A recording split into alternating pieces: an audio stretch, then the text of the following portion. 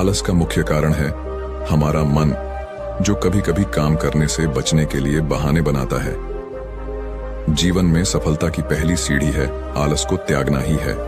आइए सुनते हैं कबीर की कहानी, जिसने अपने आलस को छोड़कर जीवन को सार्थक बनाया। एक बार की बात है, एक गांव में एक लड़का था जिसका नाम कबीर था। कबीर बहुत ही आलसी और निराशावादी था। वह अपने जीवन से खुश नहीं था और कोई भी काम अच्छे से नहीं करता था। रोज की तरह कबीर पंखे के नीचे लेटा हुआ था और मोबाइल फोन में खोया हुआ था। कबीर की माँ कबीर को आलस लेटा हुआ देखकर कहती हैं, कबीर, तू हमेशा आलस क्यों करता है? कुछ काम क्यों नहीं करता? कबीर पर उसकी माँ के बातों का कोई असर नहीं पड़ता और हर बार अपनी माँ से कहता, माँ, अभी क्या जल्दी है, धीरे धीरे सब हो जाएगा। कबीर की इसी आदत से उसकी माँ बहुत चिंतित थी। उसे डर था कि कबीर का यह आलस उसके भविष्य को अंधकारमय बना सकता है। उसके पिता ने भी उसे बार बार समझाने की कोशिश की, लेकिन कबीर उनकी बातों पर ध्यान नहीं देता था। एक दिन कबीर के पिता ने उसे एक बौद्ध मठ में ले जाया, जहां एक बुजुर्ग और ज्ञानी साधु रहते थे। उन्होंने कबीर को साधु के पास छोड़ दिया और कहा कि तुम उनसे साथ कुछ समय बिताए और उनसे कुछ सीखे। कबीर इस बात से बहुत नाराज हुआ, लेकिन उसके पास कोई विकल्प नहीं था। साधु ने कबीर को अपने कुटी में बुलाया और उससे मुस्कुराते हुए पूछा, तुम्हारा नाम क्या है बेटा?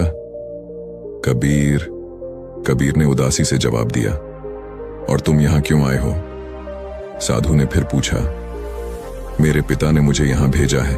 उन्हें लगता है कि मुझे आपसे कुछ सीखना चाहिए, लेकिन मुझे यहां नहीं रहना है। मुझे ये सब बकवास लगता है, कबीर ने रूखी आवाज में कहा। साधु ने कबीर की बातों को सुनकर हंसा और कहा, तुम बहुत ही अनोखे हो कबीर। तुम्हारे अंदर बहुत सारी शक्तियां हैं, लेकिन तुम उन्हें पहचान नहीं पा रहे हो। तुम्हारे अंदर एक विजेता का बीज है, लेकिन तुम उसे सिंचित नहीं कर रहे हो।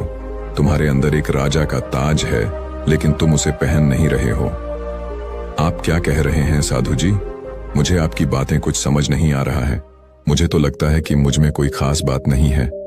मुझे तो कुछ भी करने का मन नहीं करता है। मुझे तो बस सोना और खाना ही पसंद है। तुम गलत सोच रहे हो कबीर। तुम्हारा मन तुम्हें धोखा दे रहा है। तुम्हारा मन तुम्हें आलस, निराशा और भय का बिखरा हुआ बाग दिखा रहा है, जबकि तुम्हारी आत्मा तुम्हें उत्साह, आशा और विश्वास के फूलों से भरा हुआ बाग दिखाना चाहता है। तुम्हें बस अपने मन को शांत करना है और अपनी आत्मा की आवाज सुनना है। और मुझे ये कैसे करना है साधु जी? कबीर ने उत्सुकता से पूछा। मुझे तुम्हारे साथ एक कहानी बांटनी है कबीर। एक कहानी जो तुम्हें बताएगी कि कैसे एक आलसी और निराशावादी लड़का कैसे एक मेहनती और सफल व्यक्ति बना। क्या तुम उस कहानी को सुनना चाहोगे? जी हाँ साधु जी, मुझे वो कहानी सुननी है। ठीक है, तो चलो शुरू करते हैं, साधु ने कहा और कबीर को अपनी ओर खींचते हुए बैठने को कहा। यह कहानी एक लड़के की है जिसका नाम राम था। राम एक गरीब परिवार से था और उसके पिता एक मजदूर थे। राम को पढ़ाई में कोई दिलचस्पी नहीं थी और वह अक्सर स्कूल से भाग जाता था। वह अपना समय गली के दूसरे आलसी लड़कों के साथ बिताता था। वह अक्सर लोगों को चिढ़ाता, झगड़ता और झूठ बोलता था। उसके पिता ने उसे बार बार डांटा, लेकिन राम उनकी बातों पर बिल्कुल भी ध्यान नहीं देता था। एक दिन राम के पिता को एक हादसे में अपनी जान गंवानी पड़ी। राम का परिवार बहुत ही दुखी और बेबस हो गया। राम को अपनी माँ और छोटी बहन का सहारा बनना पड़ा, लेकिन राम अभी भी अपनी आलसी और बेफिक्र आदतों से बाज नहीं आया। वह अब भी स्कूल नहीं जाता था और घर में कोई काम नहीं करता था। वह अपनी माँ की कमाई पर जीता था, जो कि बहुत ही कम थी। एक दिन राम की माँ ने उसे बहुत ही गुस्से से डांटा। उसने कहा, राम, तुम कब तक ऐसे ही अपनी जिंदगी को बर्बाद करोगे? तुम्हें तो मुझे और तुम्हारी बहन को संभालना चाहिए, लेकिन तुम तो खुद को ही नहीं संभाल सकते। कैसे तुम इस जिंदगी में जी पाओगे? माँ की बातें सुनकर और उनकी आंखों में आंसुओं को देखकर राम को बहुत बुरा लगा। उसे अपनी गलती का एहसास हो गया। वह अपने आप को दोषी महसूस करने लगा। वह अपने आप को बदलना चाहता था, लेकिन वह नहीं जानता था कि वह कैसे बदलेगा। राम रात भर उसी चिंता था और उसे नींद भी नहीं आ रही थी। थोड़ी देर बाद उसे कैसे बैसे नींद आ गई। नींद में राम को एक सपना आया। उस सपने में वह एक जंगल में था। वहां पर एक बड़ा सा पेड़ था, जिसके नीचे एक बुजुर्ग आदमी बैठा था। उसने राम को देखकर राम को अपने पास बुलाया और कहने लगा कि राम, तुम कब तक ऐसे ही अपनी जिंदगी को बेकार करोगे? क्या तुम्हारा कर्तव्य नहीं बनता कि तुम अपने घर को संभालो? तुम्हारे पिता ने तुम्हारे लिए इतना कुछ किया था, क्या तुम उनके बलिदान को यूं ही जाने दोगे? उस आदमी के शब्दों ने राम की आत्मा को हिला दिया। उस बुजुर्ग आदमी ने राम से कहा, तुम्हारे अंदर एक विजेता है, बस उसे जगाने की देर है।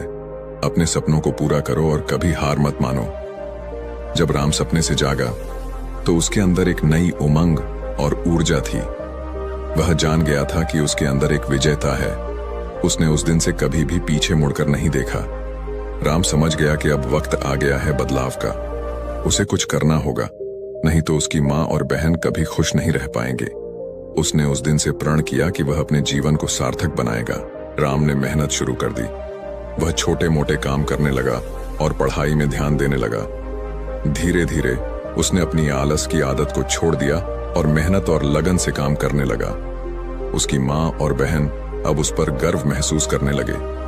राम ने अपने सख्त मेहनत और लगन के बल पर एक छोटा व्यापार खोल दिया। उसका व्यापार दिन प्रतिदिन बढ़ता गया और उसने अपनी माँ और बहन को एक सुखी जीवन देना शुरू कर दिया। उसने उस दिन से कभी भी पीछे मुड़कर नहीं देखा। साधु ने कहानी अपनी समाप्त की और कबीर की ओर देखा। कबीर की आंखों में एक नई चमक थी। वह जान गया था कि अगर राम अपने जीवन को बदल सकता है तो वह भी बदल सकता है। कबीर ने साधु से विदा लिया और अपने घर की ओर चल दिया। उसे अपनी गलतियों का एहसास हो चुका था और उसने ठान लिया कि उसे अपने जीवन में परिवर्तन लाना है। कबीर ने भी मेहनत करना शुरू कर दिया। हर दिन जल्दी उठने लगा और समय को बर्बाद न करते हुए प्रत्येक पल का सदुपयोग करने लगा। उसने अपने कार्य में इतनी लगन और निष्ठा दिखाई कि धीरे धीरे उसकी मेहनत रंग लाने लगी। कबीर का परिवार, जो एक समय उसकी आलस के कारण परेशान रहता था, अब उसकी सफलता पर गर्व महसूस करने लगा। उसकी कठिनाइयां, निराशाएं और आलस के बादल छंट गए और उसकी जिंदगी में सफलता की नई सुबह ने दस्तक दी। कबीर सिर्फ एक सफल व्यक्ति ही नहीं बना, बल्कि उसने अपने समाज के अन्य युवाओं के लिए भी एक मिसाल कायम की। वह उन्हें सिखाता कि किस तरह से संकल्प, धैर्य और परिश्रम से किसी भी मुश्किल को पार किया जा सकता है। उसने अपने अनुभव को ज्ञान में बदल दिया और अपने आसपास के जीवन को उज्जवल बनाने में जुट गया। और इस तरह जो कबीर कभी आलस की गहराइयों में डूबा रहता था, वही कबीर अब सफलता की ऊंचाइयों पर पहुंच गया। उसकी कहानी ने सिद्ध कर दिया कि जीवन में कोई भी बदलाव संभव है, बस मन में ठान लेने की देर होती है। कबीर ने उस राम की कहानी को मन में उतार लिया था और वह अपने जीवन में बदलाव लाने को तैयार था। कबीर अब सुबह सुबह उठकर ध्यान करने लगा और धीरे धीरे उसने अपने दैनिक कार्यों की योजना बनाने लगा। उसने ध्यान, अध्ययन और शारीरिक व्यायाम को अपने दिनचर्या का हिस्सा बनाया। कबीर के माता पिता कबीर को देखकर कहा, तू बदल गया है कबीर, तेरी यह मेहनत जरूर रंग लाएगी। कबीर अपनी माता पिता की बातें सुनकर मुस्कुराया और अपने काम में लग गया। उसके बाद कबीर ने सिर्फ 2 महीनों ही अपनी पहली बड़ी सफलता पाई। गांव में आयोजित होने वाली प्रतियोगिता में कबीर को शीर्ष स्थान मिला था। जैसा कि बौद्ध धर्म में कहा गया है, मन ही धर्म है। कबीर के संकल्प और परिश्रम ने उसे उसकी मंजिल तक अंत में पहुंचा ही दिया। अपनी सफलता से प्रेरित होकर कबीर ने अन्य लोगों को भी मोटिवेट करने लगा। उसे देखकर गांव के दूसरे युवक भी अपनी अपनी आलस को त्यागने लगे। कबीर का उदाहरण उसके साथियों के लिए प्रेरणा बन गया। कबीर अब रोज सुबह उठकर अपने लक्ष्यों पर काम करने में जुट जाता था। पुस्तकों के साथ ही वह मेहनत और समर्पण की नई कहानियां बनाता था। और इसी के साथ कबीर ने अपना पहला आर्टिकल लॉन्च किया। कबीर ने अपनी मां को बड़ी उत्सुकता से कहा, मां, देखो आज मेरा पहला आर्टिकल प्रकाशित हुआ है। मां कबीर की प्रशंसा करते हुए कहा, मुझे तुझ पर गर्व है मेरे बेटे। कबीर ने समझा कि आलस सिर्फ वक्त की बर्बादी है और वह हर पल की कीमत पहचानने लगा। फिर कबीर स्कूलों में जाकर छात्रों को प्रेरित करने लगा और अपनी कहानी को स्कूल के सभी बच्चों को बताता है। कबीर समुदाय के लोगों के साथ मिलकर सामूहिक पहल शुरुआत की, जिससे गांव में सभी को इकट्ठा करके अपने जीवन कैसे हम और बेहतर बना सकते, इस पर चर्चा होती है। कबीर का उदाहरण प्रदर्शित करता है कि एक छोटा बदलाव किस प्रकार बड़े परिवर्तन का कारण बन सकता है। तो याद रखिए, आलस को त्यागोगे तभी कामयाब हो पाओगे। हमने कबीर की कहानी से यही सीखा है। जीवन में सफलता की कहानियां उन्हीं के लिए लिखी जाती हैं जो आलस को त्याग कर कर्म पथ पर अग्रसर होते हैं। कबीर की यह यात्रा एक साधारण युवक से प्रेरणा स्रोत बनने की कहानी है। उसने दिखाया कि आलस को हराना न सिर्फ व्यक्तिगत सफलता की दिशा में पहला कदम है, बल्कि यह सामुदायिक विकास के लिए भी अनिवार्य है। जैसा कि कबीर ने हमें सिखाया, आलस हमारे अंदर की वो शक्ति है जो हमें हमारे सपनों तक पहुंचने से रोकती है। इस शक्ति को हराने के लिए डिसिप्लिन और कंसिस्टेंसी हमारे सबसे बड़े साथी हैं। बौद्ध शिक्षाओं की तर्ज पर अपने मन को प्रशिक्षित करें, निरंतर सुधार की दिशा में कार्य करें और याद रखें कि सफलता विफलताओं के बादलों के पीछे चमकते सूरज की तरह है, जो पेशेंस और एक्सट्रीम हार्डवर्क से प्रकट होती है। बुद्ध ने आत्मनियंत्रण और सेल्फ डिसिप्लिन पर बहुत जोर दिया। उन्होंने कहा कि जैसे कि हम जागते हैं, अपने विचारों को नकारे बिना उन पर दृष्टि डालें और फिर उन्हें सकारात्मक क्रिया में बदल दें। इसलिए जब भी आलस आपको गले लगाने आए, तो उससे बचने के बजाय उसे कुछ सकारात्मक में बदलने का प्रयास करें। अपने दिमाग को जागरूक रखो। आलस से लड़ाई की पहली स्टेप है जागरूकता।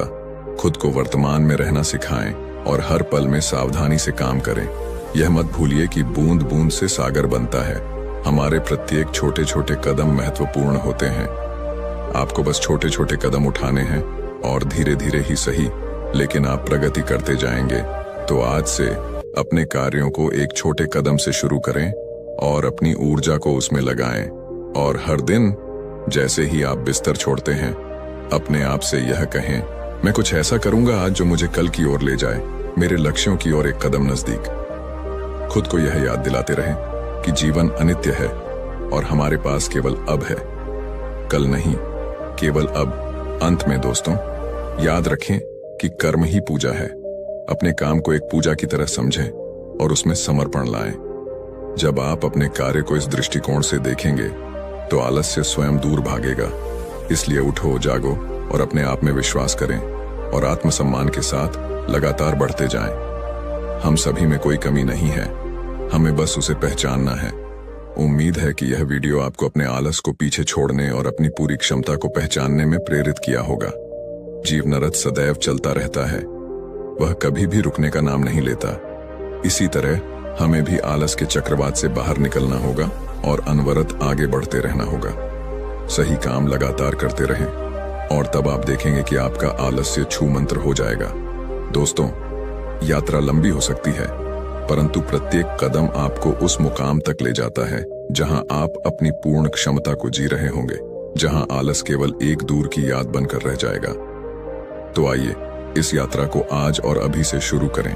अपने आप में, अपनी क्षमताओं में विश्वास रखें और अपने आलस को विजय करते हुए प्रेरणा और मोटिवेशन के मार्ग पर चलते रहें और अपने जीवन को पूर्णतया जिएं।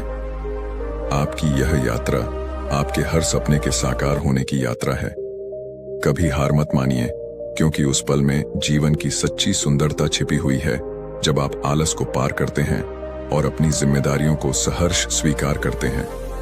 इस वीडियो का अंत यहीं होता है, लेकिन आपकी यात्रा की शुरुआत अभी हो रही है।